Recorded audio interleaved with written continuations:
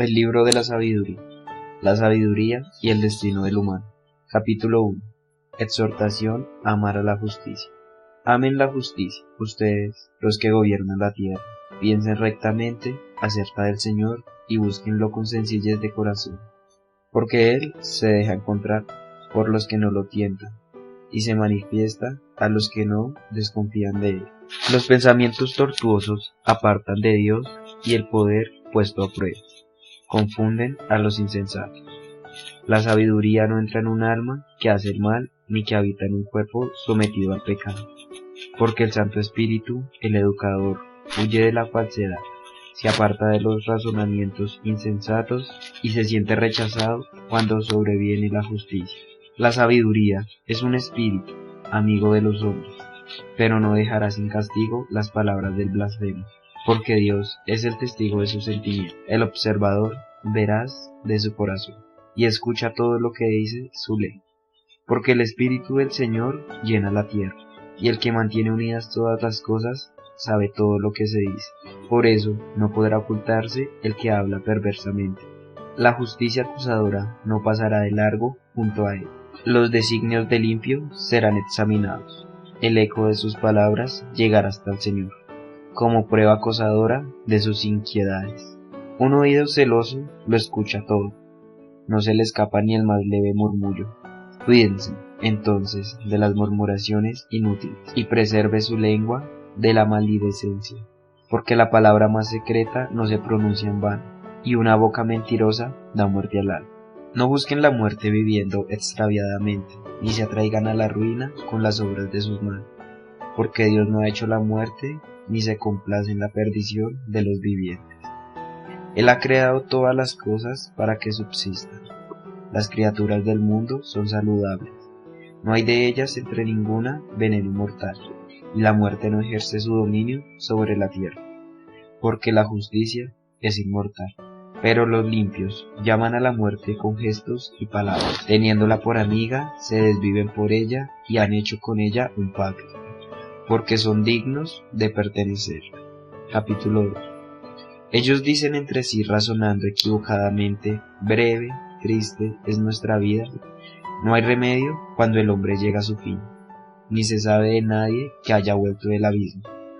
Hemos nacido por obra del azar, y después será como si no hubiéramos existido. Nuestra respiración no es más que humo, y el pensamiento una chispa que brota de los latidos del corazón. Cuando ésta se extinga, el cuerpo reducirá a ceniza, y el aliento se dispersará como una ráfaga de viento. Nuestro nombre será olvidado con el tiempo, y nadie se acordará de nuestras obras. Nuestra vida habrá pasado como una nube sin dejar rastro. Se dispara como la bruma, evapora por los rayos del sol, y agobiada por su calor. El tiempo de nuestra vida es una sombra fugaz, y nuestro fin no puede ser retrasado. Una vez puesto el sello, nadie vuelve sobre los pasos. Venga entonces y disfrutemos los bienes presentes. Gocemos de las criaturas con el ardor de la juventud. Embriaguémonos con vinos exquisitos y perfumes, que no se nos escape ninguna flor primaveral. Coronémonos con capullos de rosas antes que se marchiten, que ninguno de nosotros falte a nuestra orgía. Dejemos por todas partes señales de nuestra euforia, porque eso es lo que nos toca y esa es nuestra herencia.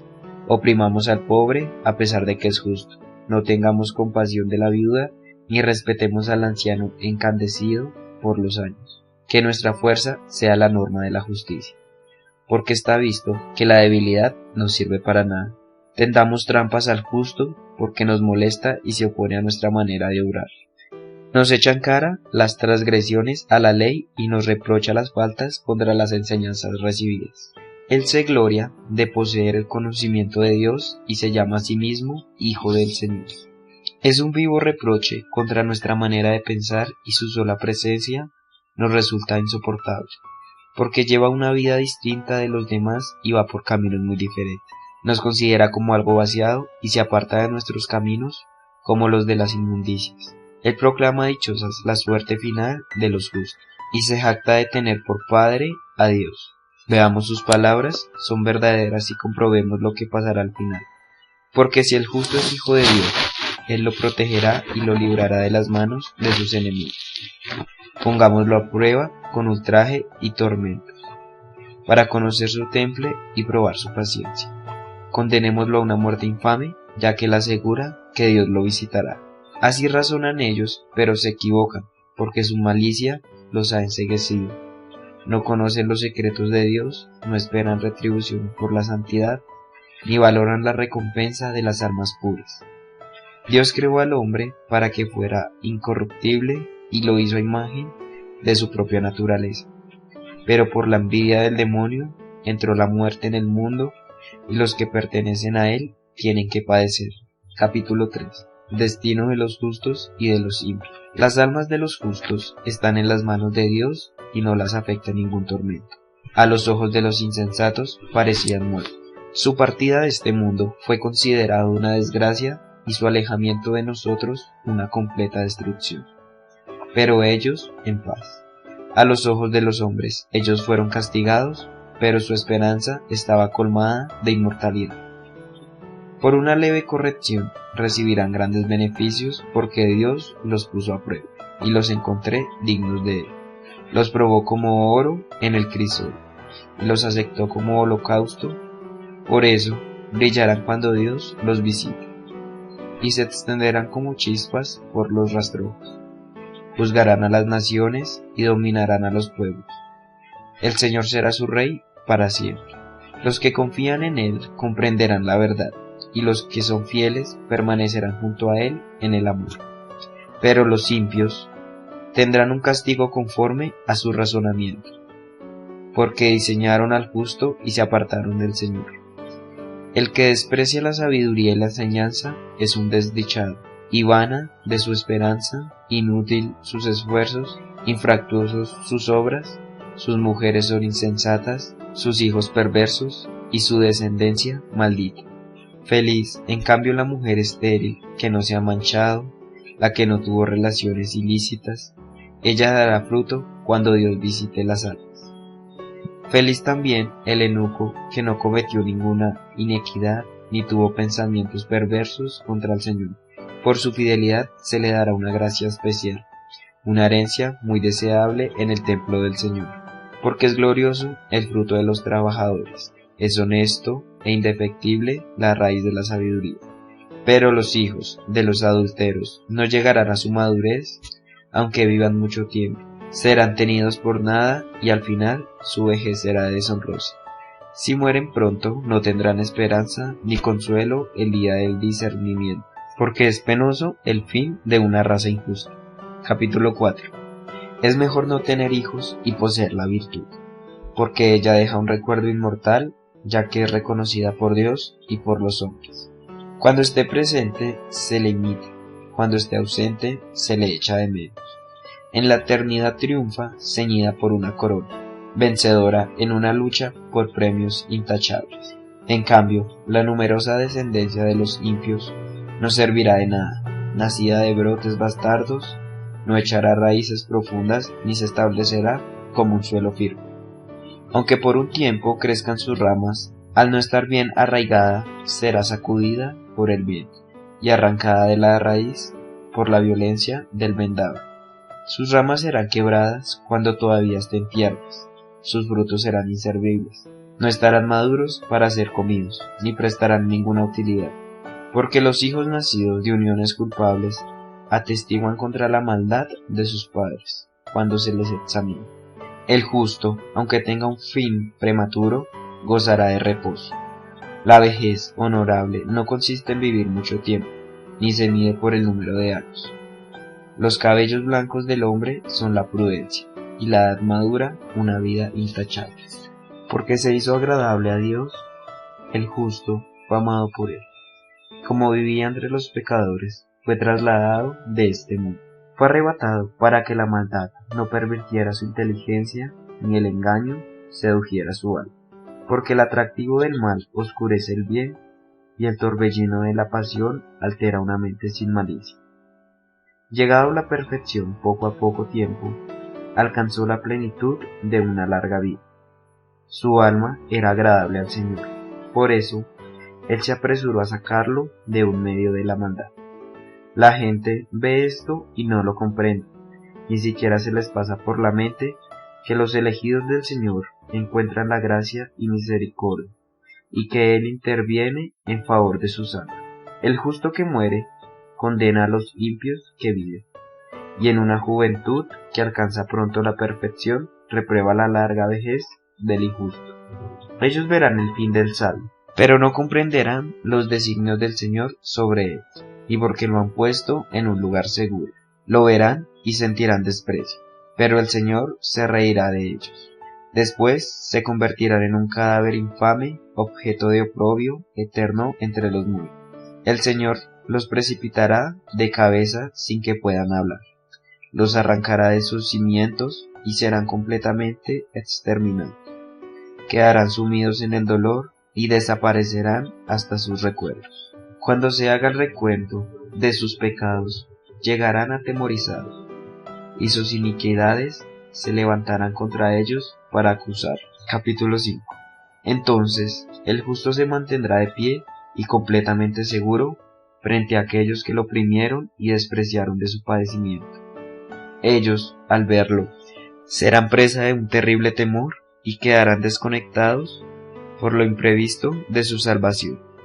Llenos de remordimiento y lanzando gemidos, se dirán unos a otros con el espíritu angustiado: el que antes poníamos en ridículo y convertíamos en objeto de escarnio, insensatos de nosotros, su vida nos parecía una locura y su fin una ignominia.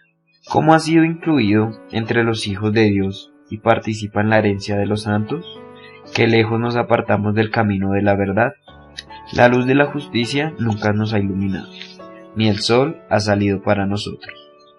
Nos hemos hartado de los senderos del mal y la perdición. Hemos atravesado desiertos sin camino, pero no hemos conocido el camino del Señor. ¿De qué nos sirvió nuestra arrogancia? ¿De qué nos sirvió jactarnos de las riquezas? Todo eso se desvaneció como una sombra, como una noticia fugaz, como una nave que surca el mar agitado, sin que pueda descubrirse la huella de sus pasos ni la estela de su quilla entre las olas, o como un pájaro que vuela por el aire sin dejar rastro de su trayecto.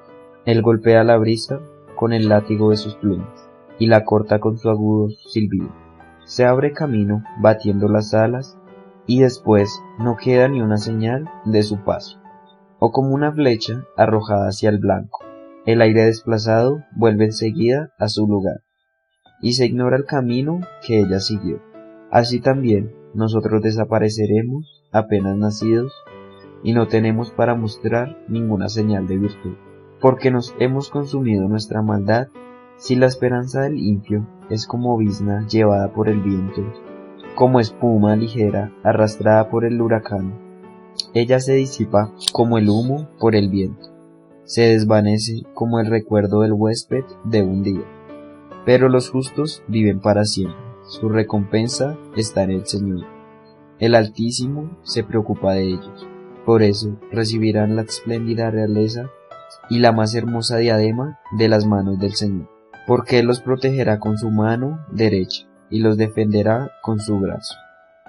Tomará su celo por armadura y armará la creación para vengarse de sus enemigos. Vestirá como coraza la justicia, ceñirá como casco un juicio inesperado. Tomará como escudo su santidad invencible, afilará como una espada su ira inexorable, y el universo luchará a su lado contra los insensatos. Los rayos partirán como disparos enteros, de las nubes, como de un arco bien tenso, volarán hacia el blanco. Una ballesta arrojará una furiosa granizada, las olas del mar se encresparán contra ellos y los ríos sumergirán su piedad. Un viento impetuoso se levantará contra ellos y los aventará como un huracán. Así la inquietud devastará toda la tierra y la maldad derribará los tronos de los poderosos. Capítulo 6. Exhortación a buscar la sabiduría. Escuchen, reyes, y comprendan. Aprendan, pues, desde los confines de la tierra. Presten atención, los que dominan multitudes y están orgullosos de esa muchedumbre de naciones. Él examinará las obras de ustedes y juzgará sus designios, ya que ustedes siendo ministros de su reino, no han gobernado con rectitud, ni han respetado la ley, ni han obrado según la voluntad de Dios. Él caerá sobre ustedes en forma terrible y repentina, ya que el juicio inexorable espera a los que están arriba. Al pequeño por piedad se le perdonará, pero a los poderosos serán examinados con rigor, porque el Señor de todos no retrocede ante nadie, ni lo intimida la grandeza. Él hizo al pequeño y al grande, y cuida de todo por igual. Pero los poderosos serán severamente examinados. A ustedes, soberanos, se dirigen mis palabras, para que aprenda la sabiduría y no ocurra en falta. Porque los que observen santamente las leyes santas serán reconocidos como santos, y los que se dejan instruir por ellas, también en ellas encontrarán su defensa. Deseen entonces mis palabras, búsquenlas ardientemente y serán instruidos. La sabiduría es luminosa y nunca pierde su brillo. Se deja contemplar fácilmente por los que lo aman y encontrar por los que la buscan. Ella se anticipa a darse a conocer a los que la desean. El que madruga para buscarla no se fatigará, porque la encontrará sentada en su puerta. Meditar en ella es la perfección de la prudencia, y él se desvela por su causa. Pronto quedará libre de inquietudes. La sabiduría busca por todas partes a los que son dignos de ella. Se les aparece con benevolencia en los caminos, y les sale en el encuentro en todos sus pensamientos. El comienzo de la sabiduría es el verdadero deseo del instruirse. Querer instruirse es amarla. Amarla es cumplir sus leyes. Observar sus leyes es garantía de incorruptibilidad, y la incorruptibilidad hace estar cerca de Dios. Así el deseo de la sabiduría conduce a la realeza. Si a usted, entonces soberano de los pueblos, les agradan los tronos y los cetros, honren a la sabiduría y reinará para siempre. ¿Pero qué es la sabiduría y cuál es su origen? Yo lo voy a anunciar. Sin ocultarle sus misterios, me remontaré hasta sus orígenes más remotos. Pondré al descubierto su conocimiento, y no me apartarán de la verdad. No me acompañará en el camino de la envidia corrosiva, porque ella no tiene nada en común con la sabiduría. Una multitud de sabios es la salvación del mundo, y un rey sensato asegura la estabilidad de su pueblo. Por lo tanto, déjense instruir por mis palabras, y esto les resultará provechoso. Capítulo 7. Yo también soy un hombre mortal, igual que todos, nacido del primer hombre que fue formado de la tierra. En el seno de una madre fue modelada mi carne. Durante 10 meses tomé consistencia en su sangre, gracias al semen paterno y al placer que va acompañado del sueño. Yo también al nacer respiré el aire común, casi sobre la tierra que nos recibe a todos por igual. Y mi primer grito, como el de todos, fue llanto. Fue criado entre pañales y en medio de cuidados, porque ningún rey comenzó a vivir de otra manera. La entrada en la vida es la misma para todos, y también es igual la salida. Por eso, oré y me fue dada la prudencia, supliqué y descendió sobre mí el espíritu de la sabiduría. La preferí a los cetros y a los tronos, y tuve por nada la riqueza en comparación con ella. No la igualé a la piedra más preciosa, porque todo el oro, comparado con ella, es un poco de arena, y la plata, a su lado, será considerada como barro. La amé más que la salud y la hermosura, y la quise más que a la luz del día, porque su resplandor no tiene ocaso. Junto con ella me vinieron todos los bienes, y ella tenía en sus manos una riqueza incalculable. Yo gocé de todos esos bienes, porque la sabiduría es la que nos dirige. Aunque ignoraba que ella era su madre, la aprendí con sinceridad y comunicó sin envidia, y a nadie le ocultó sus riquezas, porque ella es para los hombres un tesoro inagotable. Los que la adquieren se ganan la amistad de Dios, ya que son recomendados a Él por los dones de la instrucción.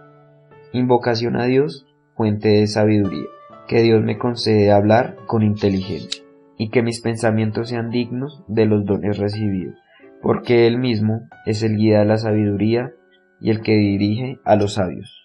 En sus manos estamos nosotros y nuestra palabra. y también todo el saber y la destreza para obrar.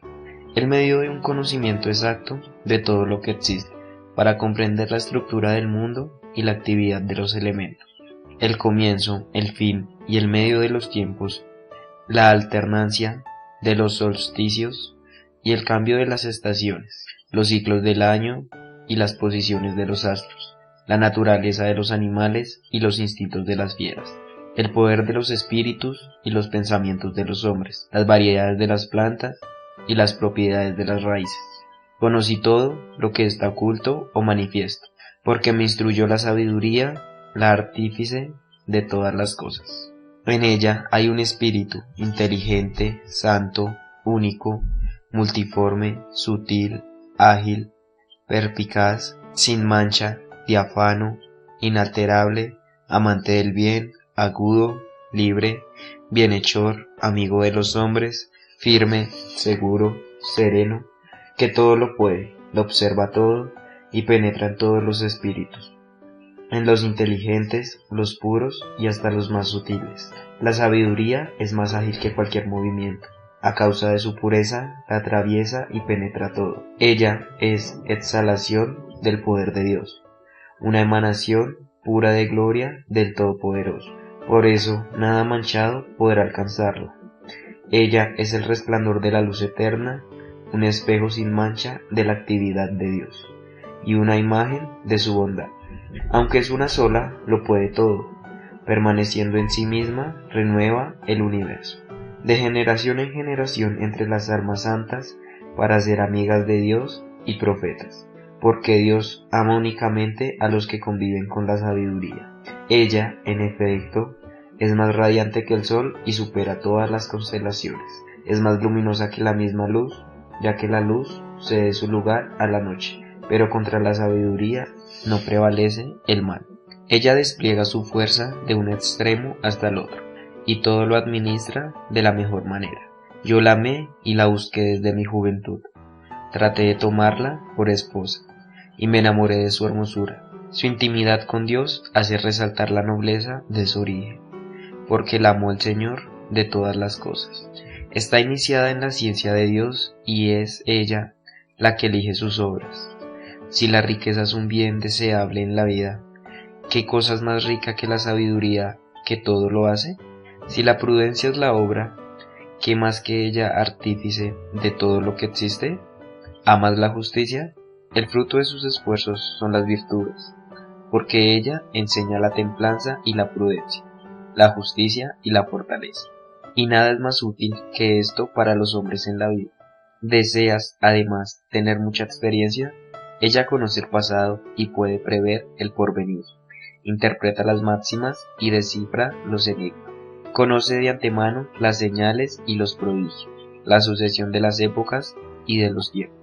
Yo decidí tomarla como compañera de mi vida, sabiendo que ella sería mi consejera para el bien, y mi aliento en las preocupaciones y la tristeza. Gracias a ella alcanzaré gloria entre la gente, y aún me siento joven, seré honrado por los ancianos. Me encontrarán perspicaz en el ejercicio de la justicia, seré admirado en presencia de los grandes. Si me callo, estarán a la expectativa. Si hablo, me prestarán atención.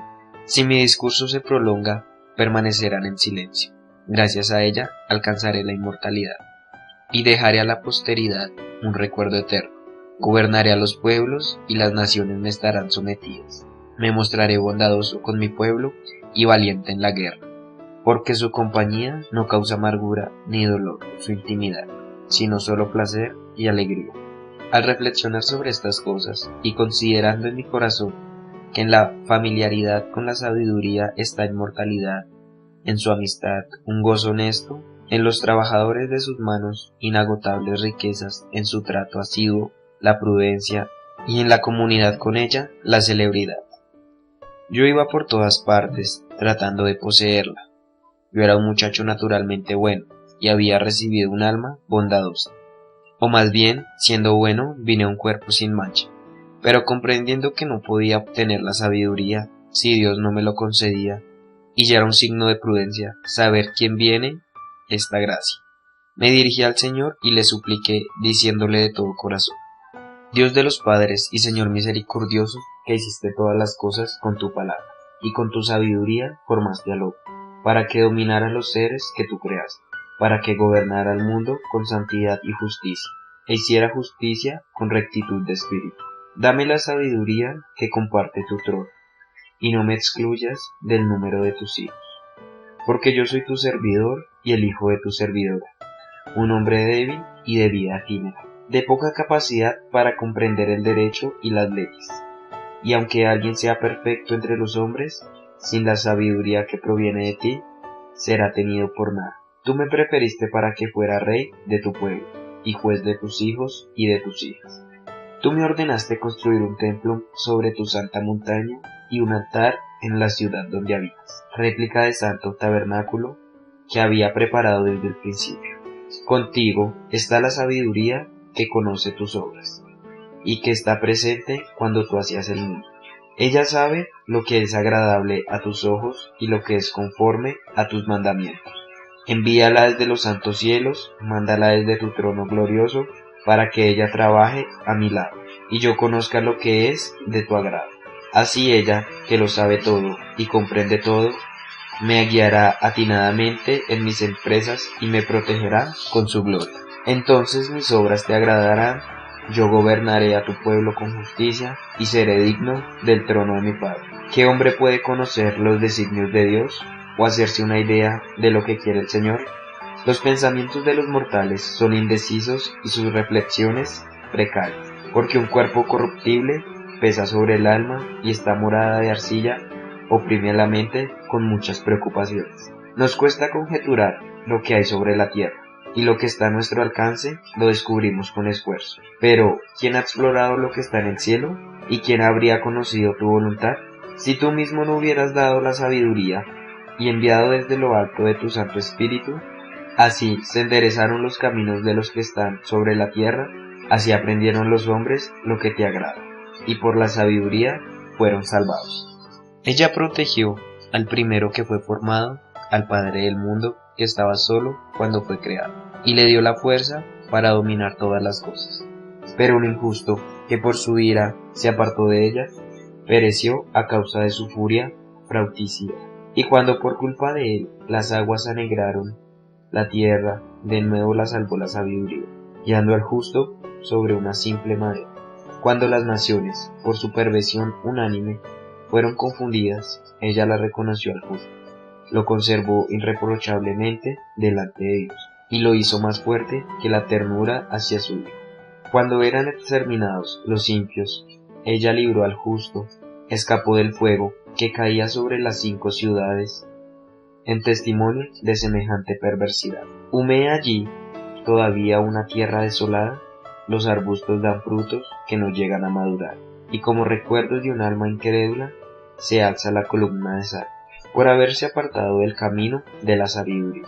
No solo tuvieron la desgracia de no conocer el bien, sino que además dejaron a los vivientes un momento de su locura, para que sus faltas no quedaran ocultas. La sabiduría, en cambio, libró las fatigas a su servidor, al justo que huía de la ira de su hermano. Ella lo guió por senderos rectos, le mostró la realeza de Dios, y le dio el conocimiento de las cosas santas, y lo hizo prosperar en sus duros trabajos, y multiplicó el fruto de sus esfuerzos, lo asistió contra la codicia, lo protegió contra sus enemigos, y lo defendió de los que acechaban contra él, y le otorgó la palma en un rudo combate, para que supiera que la piedad es más poderosa que todo. Ella no abandonó al justo que fue vendido, sino que lo libró del pecado. Descendió con él a la cisterna, y no lo abandonó en la prisión, hasta entregarle el centro de la realeza y la autoridad sobre lo que los sojuzgaban. Así puso en evidencia la mentira de sus calumniadores y le dio la gloria eterna. Ella liberó de una nación opresora a un pueblo santo, a una raza irreprochable. Entró en el alma de un servidor del Señor, y enfrentó reyes temibles con prodigios y señales. Otorgó a los santos la recompensa de su trabajo, y los condujo por un camino admirable. Fue para ellos una sombra protectora durante el día, y un fulgor de estrellas durante la noche. los hizo pasar a pie por el Mar Rojo, y los condujo a través de las aguas caudalosas. A sus enemigos, en cambio, los sumergió, y después los despidió a borbotones, desde el fondo del abismo. Así, los justos despojaron a los impios, y celebraron, Señor, tu nombre santo, alabando únicamente tu mano protectora, porque la sabiduría abrió la boca de los mudos, y soltó la lengua de los más pequeños. Capítulo 11. Ella hizo prosperar sus empresas gracias a un santo profeta. Ellos atravesaron un desierto inhabitable y levantaron sus carpas en lugares intransitados. Enfrentaron a sus enemigos y rechazaron a sus adversarios. El agua ruina de los egipcios y salvación de Israel. Cuando estaba sediento, te invocaron y una roca escarpada les dio agua. Una dura piedra les calmó la sed. Así, lo mismo que sirvió de castigo a sus enemigos, fue para ellos un beneficio en sus dificultades. En lugar de la vertiente perenne de un río, esturbiado por una mezcla de sangre y barro, como castigo de un decreto infanticida, les diste, contra toda esperanza, en agua abundante, mostrándoles por la sed que soportaron entonces. ¿Cómo habías castigado a sus adversarios? Por la prueba a que fueron sometidos. Aunque eran corregidos con misericordia, comprendieron los tormentos que soportaban los impios al ser juzgados con ira. Porque a ellos los probaste como un padre que reprende, pero a los otros los sentenciaste como un rey implacable con condena. Y tanto lejos como cerca de los tuyos estaban igualmente atribulados, ya que una doble tristeza se apoderó de ellos, y gimieron al recordar el pasado, cuando comprendieron que lo que a ellos les castigaba había sido el beneficio para los otros. Sintieron la mano del Señor, al que antes habían hecho exponer al peligro, y luego rechazaron con desprecio, lo admiraron al final de los acontecimientos. Admiraron que antes que habían abandonado en las aguas después de sufrir una sed muy diferente a la de los justos, a causa de sus insensatos e injustos pensamientos que los extraviaban hasta hacerles rendir culto a reptiles irracionales y a insectos despreciables. Tú les enviaste como castigo una multitud de animales irracionales, para que comprendieran que uno es castigado con lo mismo que le sirve para pecar. Bien podía tu mano omnipotente, aquella que creó el mundo de una materia informe, enviar contra ellos a una multitud de osos o de leones feroces, o fieras desconocidas, creadas expresamente llenas de furor, que exhalarán un aliento de fuego, despidieran un humo nauseabundo, o lanzaran de sus ojos terribles rayos. Animales capaces, no sólo de destruirlos de un zarpazo, sino de hacerlos parecer con su aspecto terrorífico. Aún sin esto, ellos podrían ser derribados de un soplo, perseguidos por la justicia, variados por el soplo de tu poder, pero tú lo has dispuesto todo, con medida, número y peso. Tu inmenso poder está siempre a tu disposición, ¿y quién puede resistirse a la fuerza de tu brazo?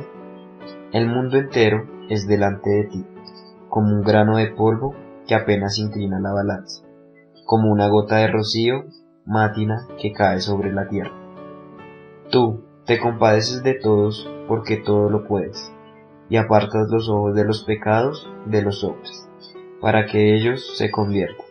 Tú amas todo lo que existe y no aborreces nada de lo que has hecho, porque si hubieras odiado algo, no lo habrías creado. ¿Cómo podría subsistir una cosa si tú no quisieras? ¿Cómo se conservaría si no la hubieras llamado?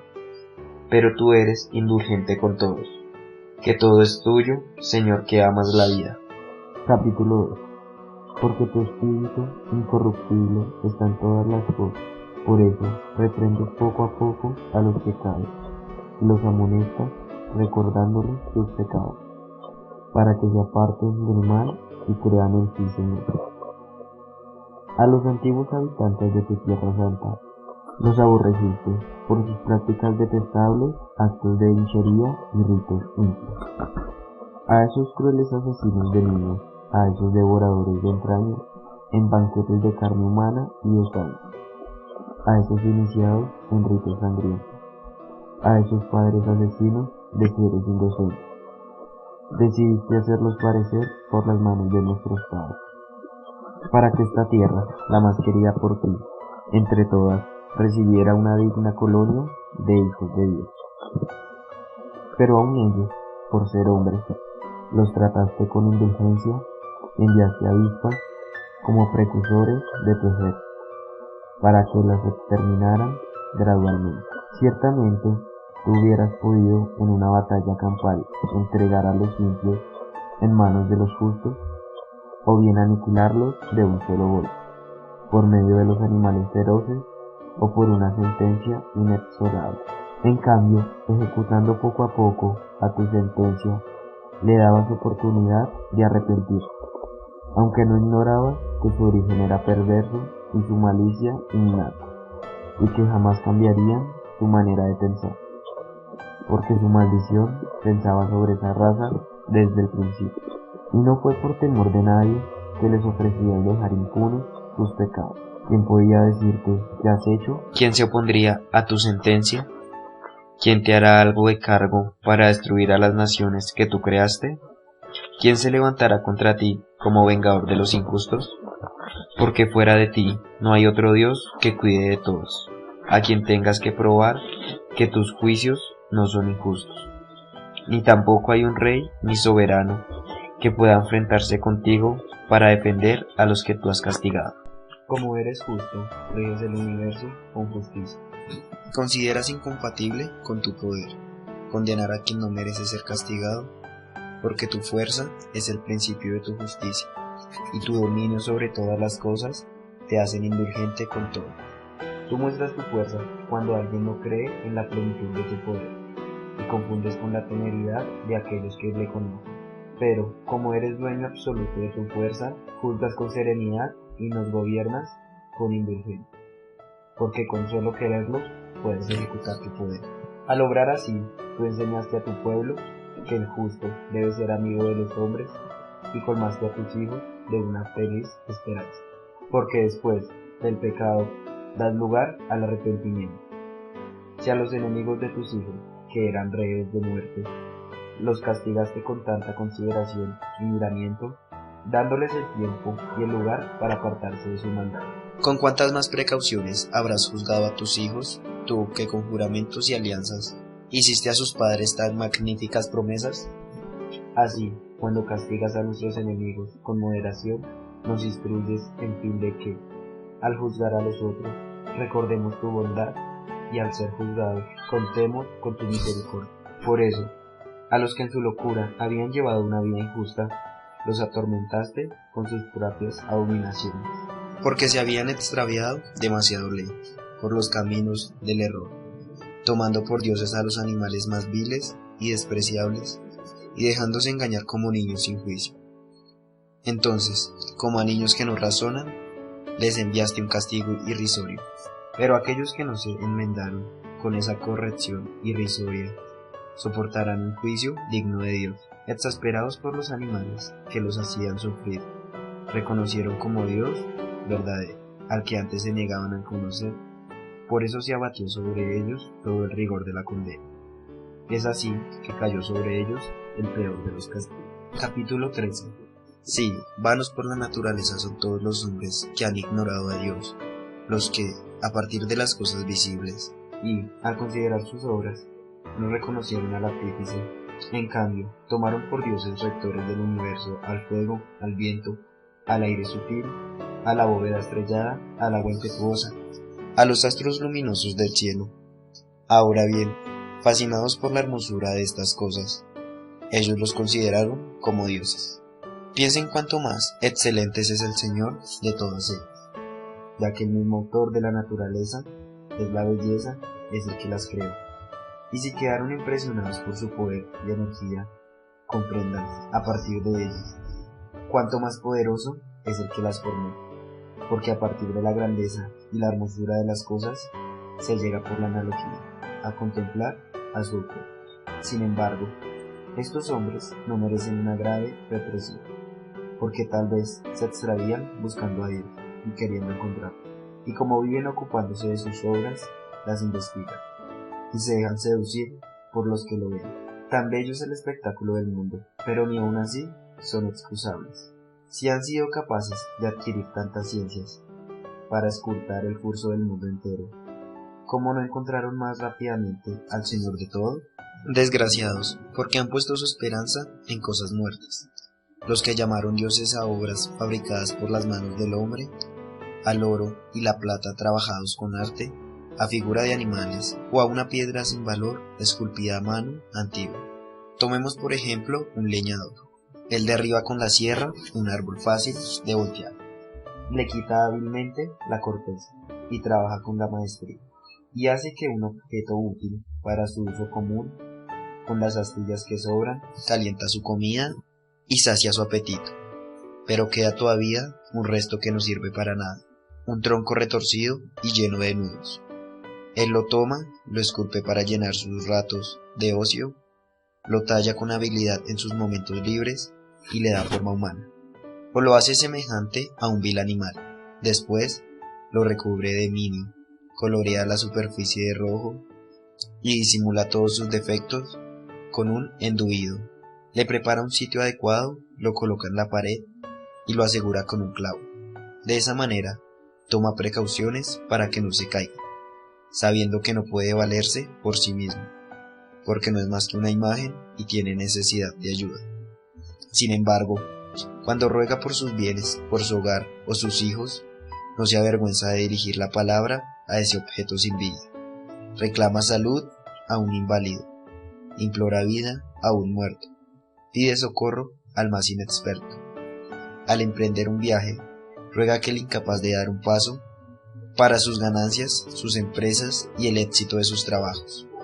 Pide vigor al que no tiene en sus manos ningún vigor. Capítulo 14. Otro se embarca, dispuesto a surcar las olas bravias, e invoca una madera más dormida que la nave que lo lleva, porque esa nave fue concebida por el afán de lucro y construida por la sabiduría artesanal. Pero es tu prudencia, Padre, la que dirige el timón, si tú has abierto un camino en el mar y un sendero seguro entre las olas, mostrando así que puedes salvar de todo peligro, incluso si uno se embarca sin ninguna experiencia. Tú no quieres que las obras de tu sabiduría sean estériles. Por eso los hombres confían su vida a una simple madera y atraviesan a salvo las olas sobre una frágil embarcación. Así, en el principio, mientras parecían los gigantes orgullosos, la esperanza del mundo se refugió en una frágil embarcación que dirigida por tu mano dejó al futuro del germen de nuevas generaciones. Bendita la madera, convertida en instrumento de justicia. Pero maldito el título, hecho por manos humanas, tanto él como su autor. Este por haberlo fabricado, y aquel porque siendo corruptible fue llamado Dios. Porque Dios detesta igualmente al impío y su impiedad, y el objeto fabricado será castigado con su autor. Por eso también serán juzgados los ídolos de las naciones, ya que entre las criaturas de Dios se convirtieron en una abominación, en motivo de escándalo para las almas de los hombres, y en una trampa para los pies de los insensatos. La invención de los ídolos es el origen de la fornicación y su descubrimiento la corrupción de la vida. Ellos no existían al principio ni existirán para siempre, sino que entraron en el mundo por la superstición humana. Por eso, les está reservado un rápido fin. Un padre afligido por un duelo prematuro encarga una imagen de su hijo tan pronto es arrebatado, y al que antes no era más que un cadáver, ahora lo honra como un dios, y transmite a los suyos misterios y ritos. Luego, con el tiempo, esta impía costumbre se observa como ley. Asimismo, por orden de los soberanos, se rinde culto a las estatuas. Como no se les podía honrar en persona a causa de la distancia, reprodujeron esas figuras lejanas, fabricando una imagen visible del rey que veneraban. Así se adulaba con fervor al ausente, como si estuviera presente.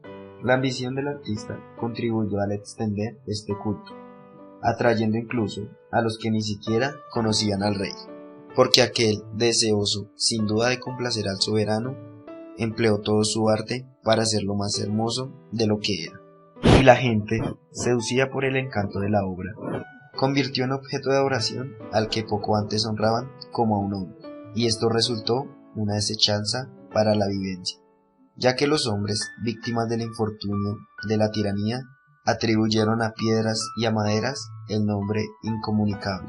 Pero no les bastó equivocarse en el conocimiento de Dios, sino que batiéndose en la tremenda lucha provocada por la ignorancia, ellos dan a tantas males el nombre de paz.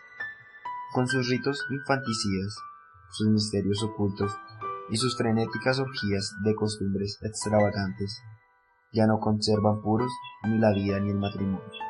Uno elimina al otro a traición o lo aflige por el adulterio. En todas partes reina el caos, sangre y muerte, robo y fraude, corrupción, deslealtad, agitación, perjurio, vejación de los buenos, olvido de los beneficios, contaminación de las almas, perversión sexual, desorden del matrimonio, adulterio y libertinaje. Porque el culto de los ídolos sin nombre es principio y causa, fin de todo mal. Sea que se diviertan hasta el delirio o pronuncien falsos victimios, sea que vivan en la injusticia o perjuren con toda tranquilidad.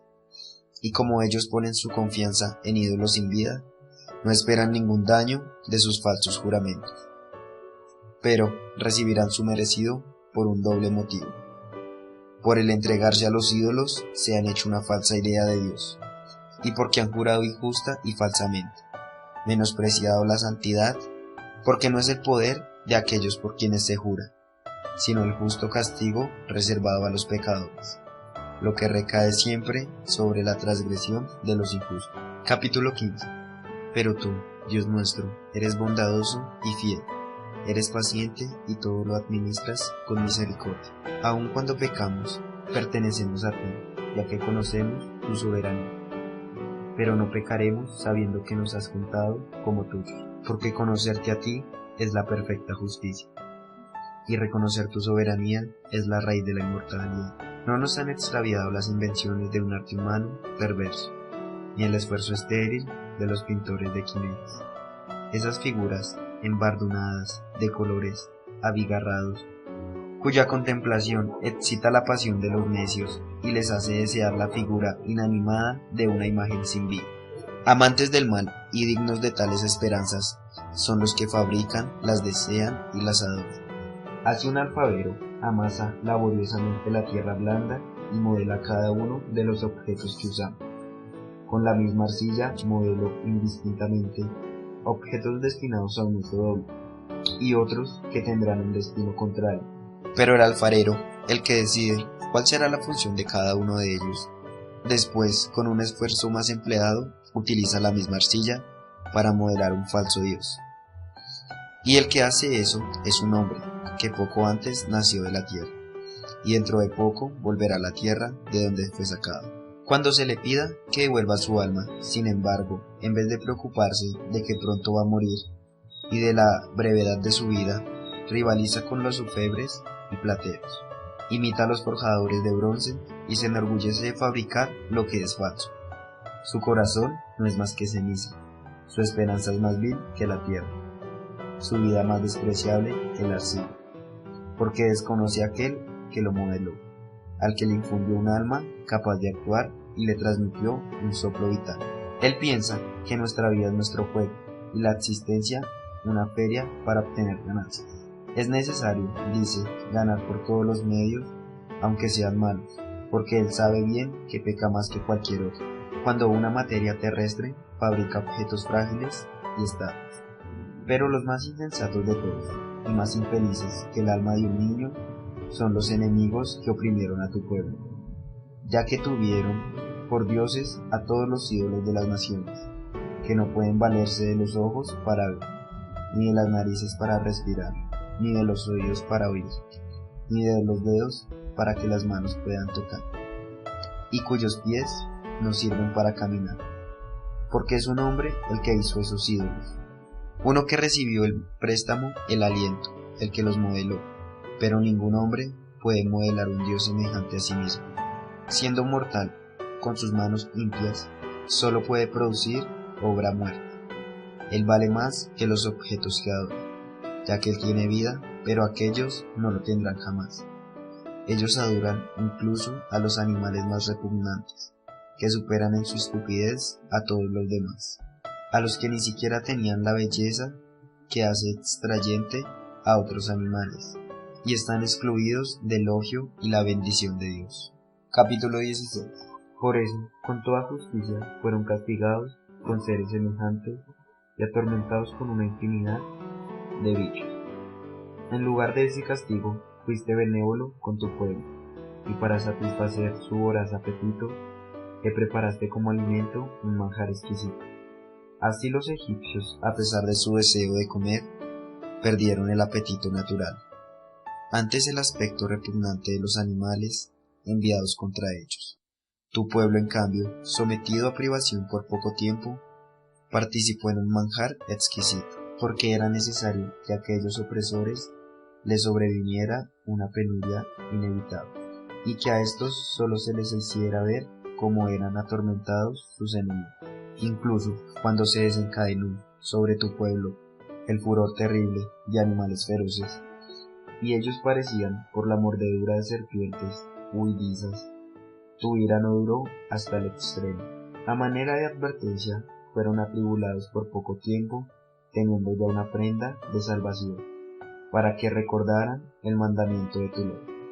En efecto, aquel que se volvía hacia ella era salvado, no por lo que contemplaba, sino por ti, el Salvador de todos, así demostrarte a nuestros enemigos que eres tú el que libra de todo mal. Ellos murieron por la picadura de las langostas y moscas, y no se podía encontrar un remedio para sus vidas, porque merecían ser castigados por esos animales. Pero contra tus hijos ni siquiera pudieron los dientes de las serpientes venenosas, porque tu misericordia vino a encontrar y los sanó. Para que se acordaran de tus palabras, eran aguijoneados y se curaban rápidamente, no sea que se callaran en un profundo olvido, y así quedaran excluidos de tu acción bienhechora. Y no los sanaron las hierbas ni los urgentos, sino tus palabras, Señor, que todo lo cura. Porque tú tienes poder de la vida y la muerte, haces bajar las puertas del abismo y haces subir allí. El hombre es la malicia, puede matar, pero no hace volver el espíritu una vez que se fue, ni libera el alma recibida por un abismo. Es imposible escapar de tu mano. Los impios que rehusaban conocerte fueron golpeados por la fuerza de tu brazo.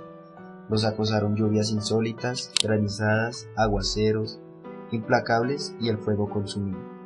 Pero lo más extraño era que el agua, que todo lo apaga, el fuego, se encendía más, porque el universo combate en defensa de los justos. Unas veces las llamas se apaciguaban para no abrazar a los animales enviados contra los impios, y para que, al verlas, estos se sintieran perseguidos por el juicio de Dios. Otras veces, dentro mismo del agua, las llamas ardían con una fuerza superior a la del fuego, para destruir con desechas de una tierra injusta. En lugar de esto, nutriste a tu pueblo con un alimento de ángeles y sin que ellos se fatigaran.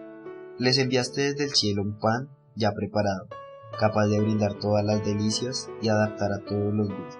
Y el sustento que dabas manifestaba tu dulzura hacia tus hijos, porque adaptándose el gusto de lo que comía, se transformaba según el deseo de cada uno.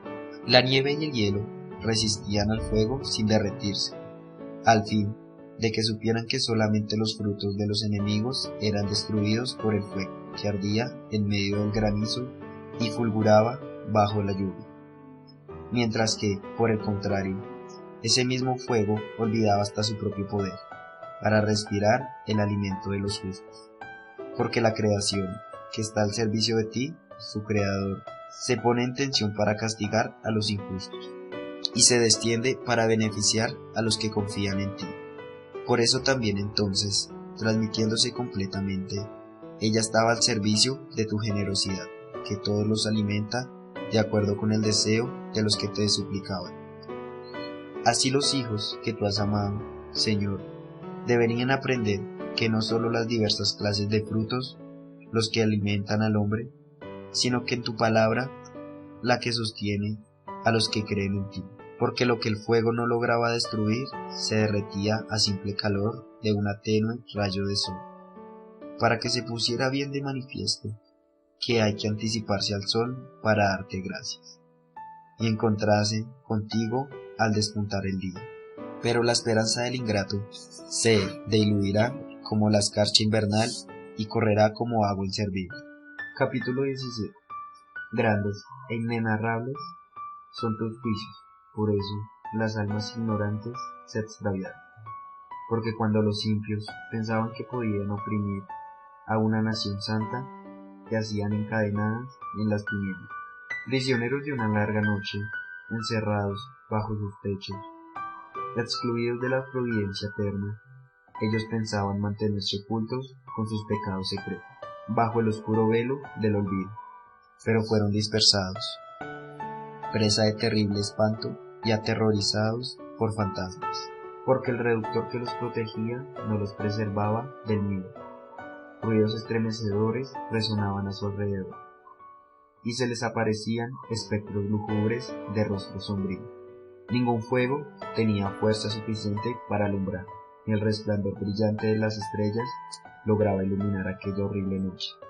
Solamente brillaba para ellos una mesa de fuego que se encendía por sí misma, sembrando el terror, y una vez desaparecida aquella visión, quedaban aterrados y consideraban que habían visto el peor de lo que era. Los artificios de la magia resultaban ineficaces, y su pretendida ciencia quedaba vergonzosamente desmentida, porque los que prometían liberar las almas enfermas de temores y sobresaltos estaban ellos mismos enfermos de un temor ridículo.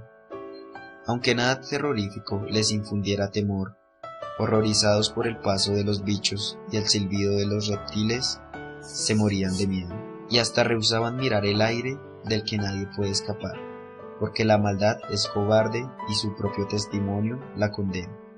Acosada por la conciencia, imagina siempre lo peor. El miedo, en efecto, no es sino abandono de la ayuda que de la reflexión, cuando menos se cuenta con esa seguridad interior. Tanto más grave se considera ignorar la causa del tormento durante esa noche verdaderamente importante, salida de las profundidades del abismo importante, sumergidos en un mismo sueño. Eran perseguidos a la vez por espectros monstruosos y paralizados por el desfallecimiento de su alma, porque un terror repentino e inesperado los había invadido. Así, cualquiera que caía en ese estado quedaba prisionero, encerrado en esa prisión sin hierros. Ya fueron labrados a pastor, y trabajan en lugares solitarios. Al ser sorprendido, tenía que soportar la ineludible necesidad, porque todos estaban atados por una misma cadena de tinieblas: el silbido del viento, el canto melodioso de los pájaros en la arboleada, el ruido candecioso de las aguas en su impetuoso correr, el violento estruendo de las rocas cayendo de las avalanchas, la invencible carrera de animales encambritados, el rugido de las fieras más salvajes, el eco que retumba en los huecos de las montañas. Todo los llenaba de terror y los paralizaba, porque el mundo entero estaba iluminado por una luz resplandeciente y se dedicaba libremente a sus trabajos. Solamente sobre ellos se extendía una pesada noche, imagen de las tinieblas que les estaban reservadas. Pero más que las tinieblas, ellos sentían el peso de sí mismos. Capítulo 18. Para tu santo, en cambio, brillaba una intensa luz. Los egipcios, que oían sus voces, sin distinguir la figura, las consideraban dichosos porque no tenían que sufrir como ellos.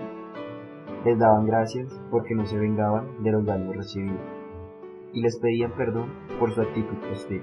En lugar de esas tinieblas, diste a los tuyos una columna de fuego, para que les sirviera de guía en camino desconocido, y del sol inofensivo en su gloriosa emigración. Pero merecían estar privados de la luz, prisioneros de las tinieblas, los que habían retenido cautivos a tus hijos, porque debía transmitir al mundo la luz incorruptible de la ley, como ellos habían resuelto hacer parecer a los hijos pequeños de los santos y de los niños expuestos al peligro. Uno solo se salvó. Para castigarlos, tú les arrebataste un gran número de sus hijos. y los hiciste perecer a todos juntos en las aguas impetuosas. Aquella noche fue dada a conocer de antemano a nuestro Padre, para que, sabiendo con seguridad en qué juramentos habían creído, se sintiera reconfortado.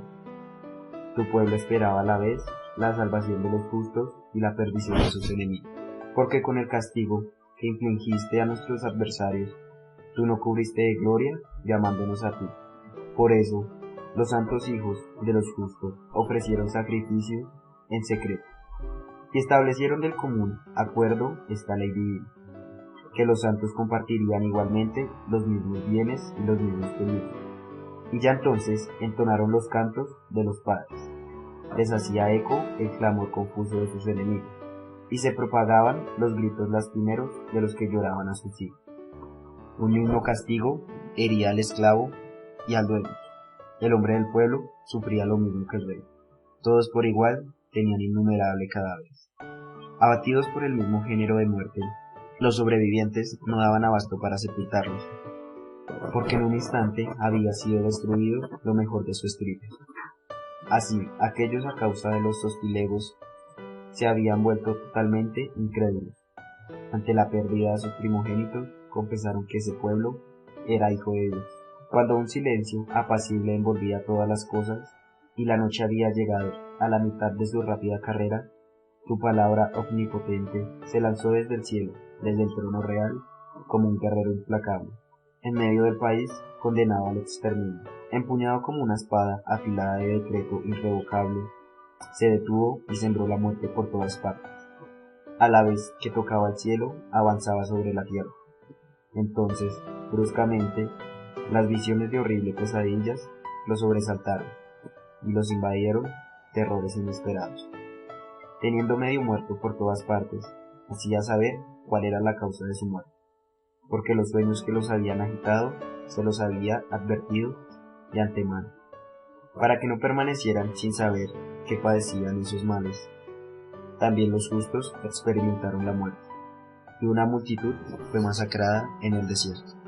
Pero la ira divina no duró mucho tiempo, porque muy pronto un hombre irreprochable salió de su defensa con las armas de su propio ministerio, la oración y el incenso expiatorio. Él afrontó la cólera divina y puso fin a la calamidad, demostrando así que era tu servidor. Él venció la animosidad divina no con la fuerza del cuerpo ni con el poder de las armas, sino por medio de la palabra. Hizo entrar en razón al que infligía el castigo, recordándole las alianzas y los juramentos hechos a los padres. Cuando los cadáveres yacían amontonados unos sobre otros, él se interpuso, contuvo la cólera divina y se le cerró camino hacia los que aún vivían, porque sobre sus vestiduras sacerdotales estaba el mundo entero. Sobre las 4 hileras de piedras preciosas estaban grabados los nombres gloriosos de los padres, y sobre la diadema de la cabeza estaba tu majestad. Ante esto, el exterminador retrocedió lleno de temor, ya que basta con una sola prueba de tu ira. Capítulo 19. Pero sobre los impios se abatió hasta el fin una ira despiadada, porque Dios tenía previsto lo que ellos harían. Después de dejar que el pueblo se fuera y de ungirlos a partir apresuradamente, ellos, cambiando de idea, saldrían a perseguirlos.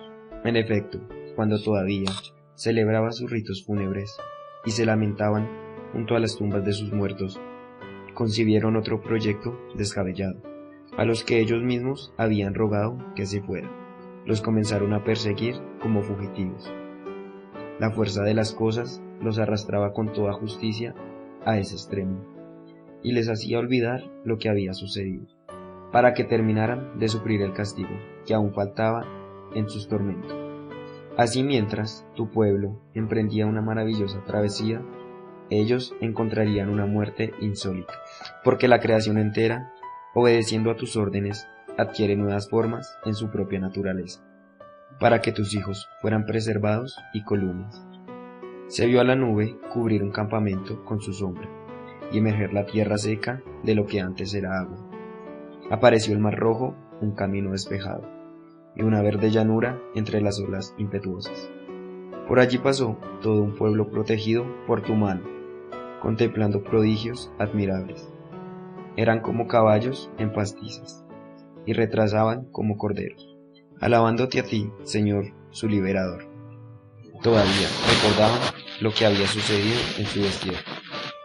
Como los mosquitos, en lugar de reproducirse naturalmente, fueron producidos por la tierra. Y como las ranas, en lugar de nacer de otros animales acuáticos, fueron vomitadas por el río en gran cantidad.